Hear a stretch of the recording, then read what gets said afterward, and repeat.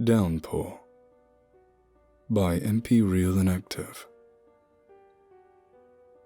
I'm not drunk. I've only had a few drinks to calm myself, to steady my nerves so I could tell you the whole story. Without the liquid courage, I'm pretty sure I couldn't get through the more abominable parts of what happened. You must think me crazy telling you all this.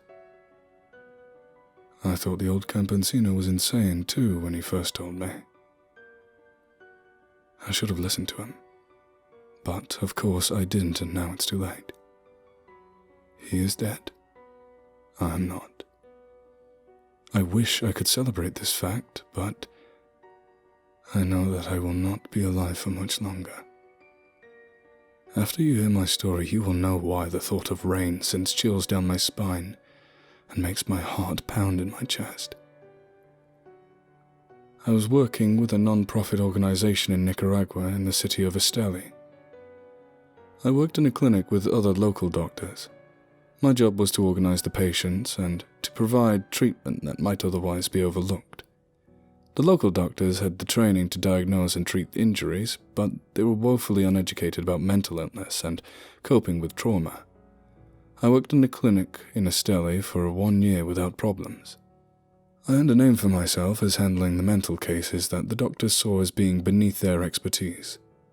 It was in one of these cases during early May that I first met the old man. He lived a few miles outside of the city in a rural community, hence the slightly derogatory title of Campesino, a term similar to hillbilly.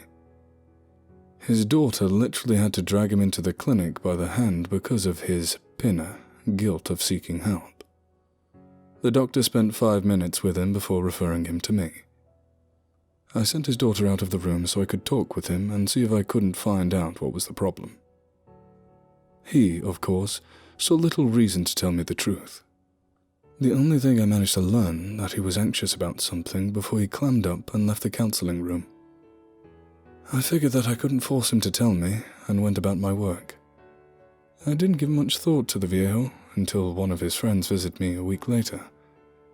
My Spanish wasn't perfect, but I managed to learn from his friend that the old man hadn't been sleeping and wasn't able to prepare the land for a planting in the rainy season, which was only a week or so away. This was something serious, as most campesinos will work on their land until the day they die. At his friend's behest, I went to the community to visit the old man. I followed his friend into the community on a beat-up school bus that had been repurposed as a transit option. I spent an hour crammed against other commuters that stared at me like I was the only white person in existence as we slowly made our way through the hills. We arrived just before lunch and began to hike up to his house. During the winter, some of the farmers live up in the mountains so they can be close to their crops and protect them. The old man had a shack up in the mountains. The viejo was surprised by my visit, but his friend helped smooth over the awkwardness of the situation. While he calmed him down, I observed the old man. His eyes were bloodshot, and he had bags under his eyes like he hadn't been able to sleep. He seemed agitated as well, but I wasn't sure if that was because I was here or if it was something else entirely. His friend left me with him to talk and find out what was happening. The man was quiet at first, but eventually began his story when it became clear that I wasn't going to leave. He told me that 10 days ago was the first rain. I remembered the rain that pelted my apartment roof in Esteli viciously for a few hours before receding. Before the rainy season begins in mid-May, sometimes there are quick downpours that last only minutes. He'd been preparing his house up in the mountains when the rain came. He decided to wait out the rain before heading down into the community. The rain lasted longer than that he had hoped for, and found himself sitting under his roof watching the sun sink behind the mountains. It was there that he became aware that he wasn't alone. He told me that he could have sworn that he felt something watching him. He reasoned that it had been other farmers that had been caught in the rain like him. They didn't respond to his call, but he said that sometimes men are hesitant to be caught on other people's property. When the rain died down, he grabbed his machete and went down the mountain. He didn't expect anything more of the occurrence, were it not for the dreams. He told me that a day later he dreamt that he was in the woods. He could see the trees around him and the rain falling off the leaves and cooling the air around him. The woods were dark, but he wasn't afraid. He said that it wasn't until he woke up that he realized this dream was different from the others. He whispered that in his dreams, he was usually in third person, but in this dream, he was looking around the forest in first person. He had told his daughter of his experience, and she, being superstitious, took him to the clinic, thinking it to be the work of a bruja, witch. I sympathized with him, knowing that holding local beliefs and superstitions sometimes brought out the ridicule of others who considered the myths to be tales only for country bumpkins. He noted that the dreams of being in the woods didn't stop. In fact, they became more frequent as winter approached. He dreamt of moving through the woods stalking something. He noted that he only had these dreams when it was raining.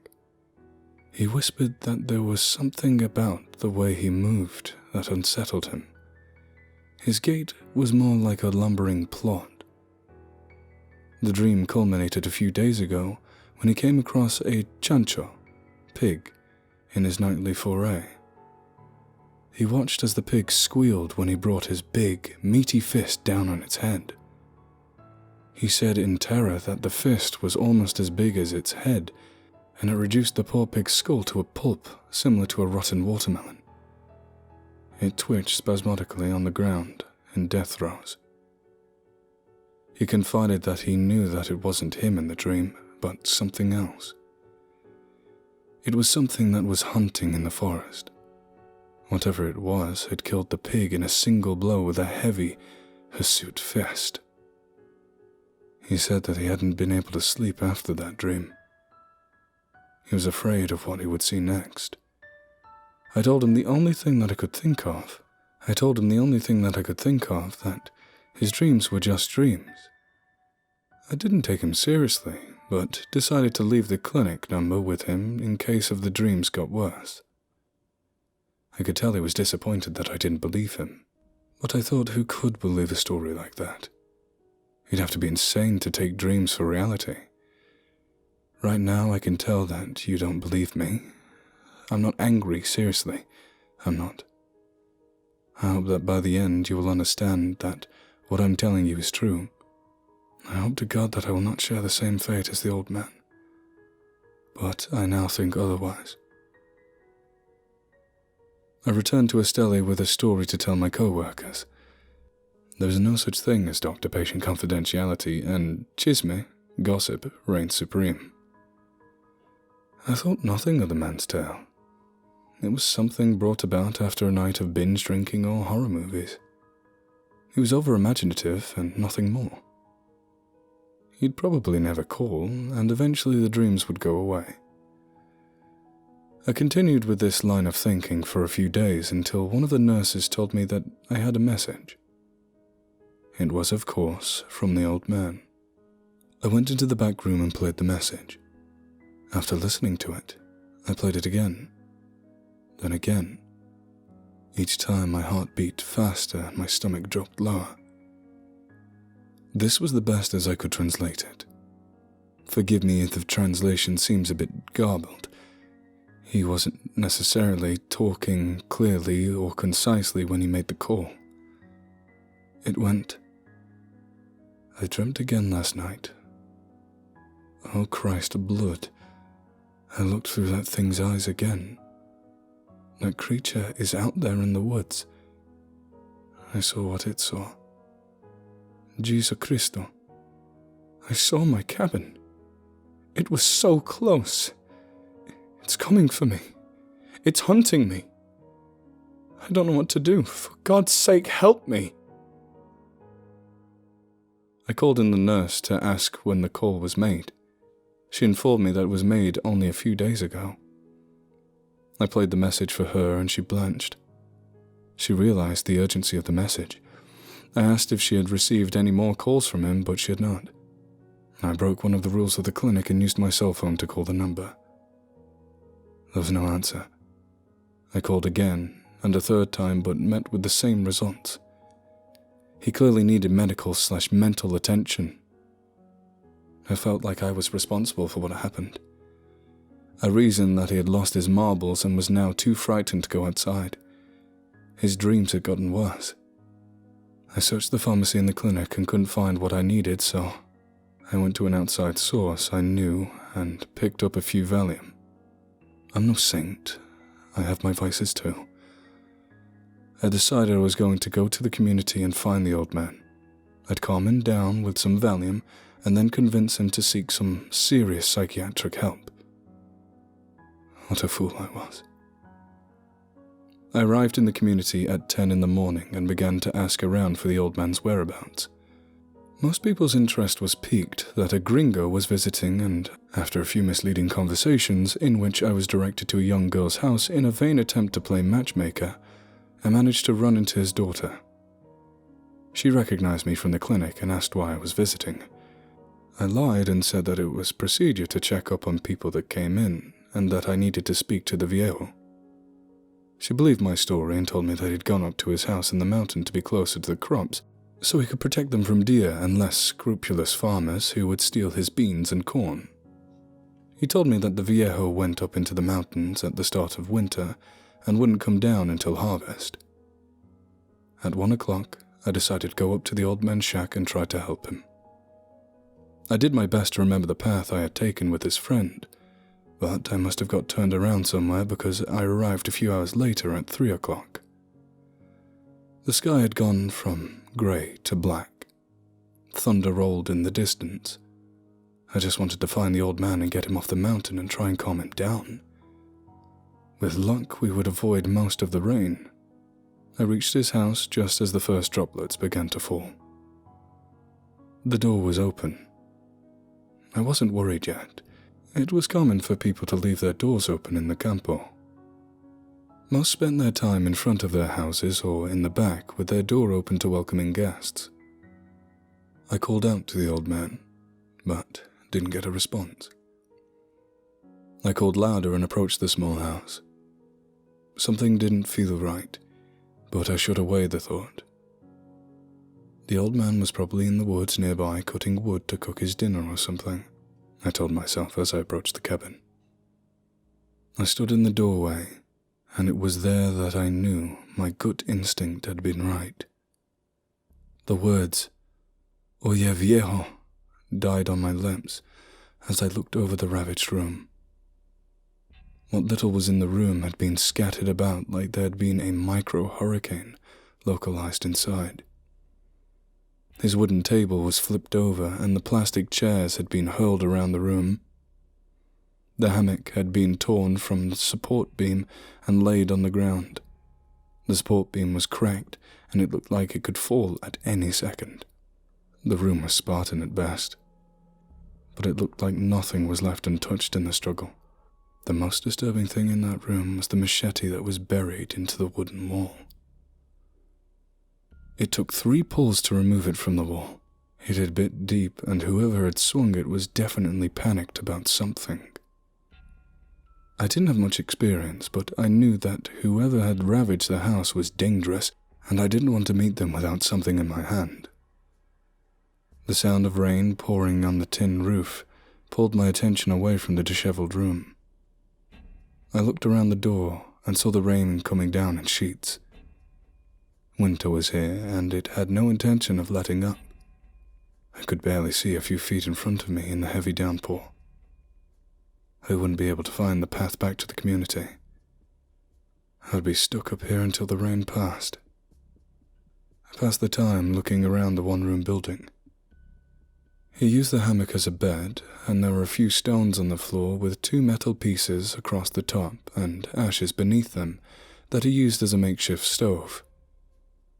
Like many of the houses in this community, he had dirt floors.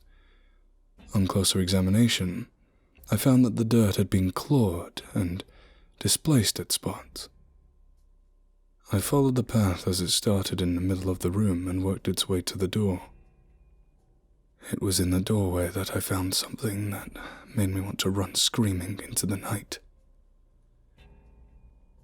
In the doorway, buried into the wood, were 3 human nails. These nails had to belong to the old man. Something had come into his cabin, and they struggled.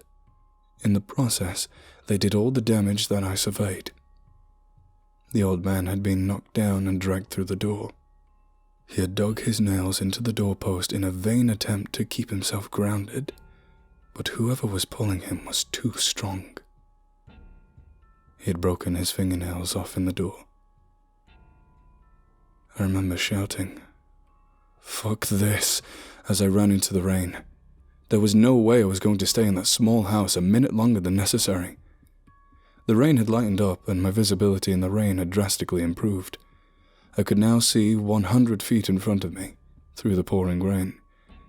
I looked at the trail, which now swamped with water. Rivers of rain poured down the mountain and washed downwards. There was no way I would be able to make it down the mountain without slipping and probably breaking my neck. I had to stay until the torrential downpour lessened. The rain continued as night fell. I killed time by toying with the machete. It was one of the types specifically designed for cutting firewood, but the curved top had snapped and it seemed more like a foot-long knife. I left the machete by the door and sat down in the hammock. I lost myself listening to the sound of rain pouring on the tin. I began to entertain the thought that I would be stuck up in these mountains until morning. I wouldn't have any problem sleeping in a hammock, but I preferred my bed to a hammock, and my room took preference over a cabin which an old man was drug out by force. I got out of the hammock for the 5th time to look out at the rain and see if my streak of bad luck would end any time soon. It only got worse. I thought my eyes were playing tricks on me. I could have sworn I saw something in the shadows of the woods. It didn't move, but it didn't mix in with the uniformity of the trees. My breath caught in my throat as I began to entertain thoughts that the old man had been right all along. I stood frozen in the doorway, watching the thing in the woods as if breaking eye contact would cause it to move. In the darkness, it just looked like a man standing in the woods. I couldn't even tell if it was facing my cabin or away from it. The peal of lightning confirmed my worst fears. I caught only a glimpse of it, but a glimpse was all I needed to let out a scream. It was tall. Had to have been 8 feet tall. Its arms sank down to its knees, and it was completely covered in matted hair. Its teeth were bared in something that looked to be between a grimace of pain and the knife-sliced smile of a sadistic man. The brief flash of light died, but that image will be burned into my memory until the day of my death. Coincidentally, I may not have to wait long until then. I stood paralyzed in the doorway. A thought occurred to me as I stood there. I realized that if I made the slightest movement as if to run away, it would attack. I remained there, watching it and it watching me. Seconds passed like minutes and minutes passed like hours. The ache set in after a few minutes of remaining completely motionless, but I buried it and soldiered on. The machete was just inches away from my hand. I glanced at it, wondering if I could get it in my hand without attracting the ire of the beast. There was another peal of thunder, and when I looked back, it was gone. I thought that seeing it was bad enough, but when it was gone, I couldn't help but imagine it breathing down my neck. Not knowing where it was now was 100 times worse. I scanned the shadows in the downpour, but could not find the shadowy figure watching me. I knew it was still nearby and was very focused on me, but I couldn't pinpoint its exact location. The sound of a stick breaking behind me alerted me to its position. It was behind the house now. How did it move so quickly?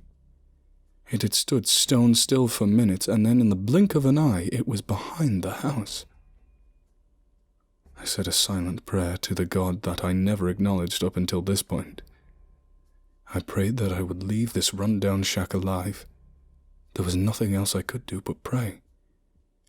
There was only one door to the house. It was searching for other entrances. Another stick snapped a few feet left to the last noise I heard, and I knew it was moving. It was circling around to the front. I had to keep it out if I didn't want to suffer the same fate as the old man.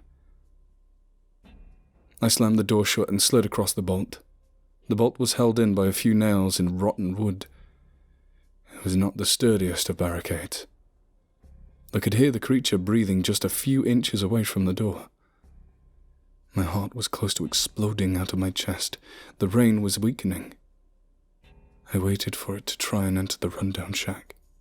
But the longer I waited with my breath dying in my chest, the more I realized that it probably wasn't going to try. Bang!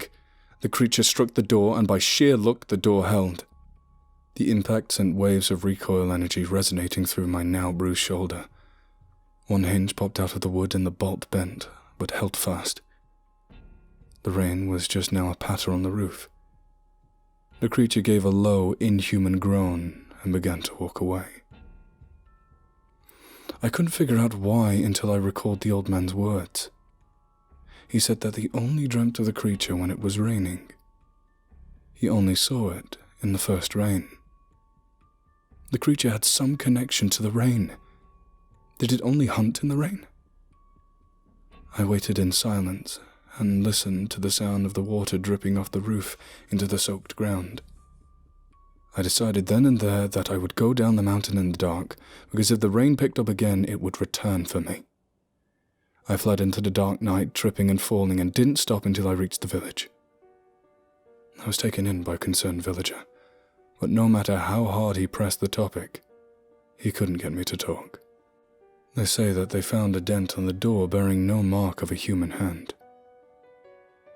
He wanted to hear about how the old man was doing, but I knew to open up about that would break the floodgates open and it would drive me insane. I was awake the entire night and I caught the first bus to Estelle in the morning. You're probably wondering why I'm so terrified. I escaped and now it should only be a matter of avoiding the mountains. You know nothing.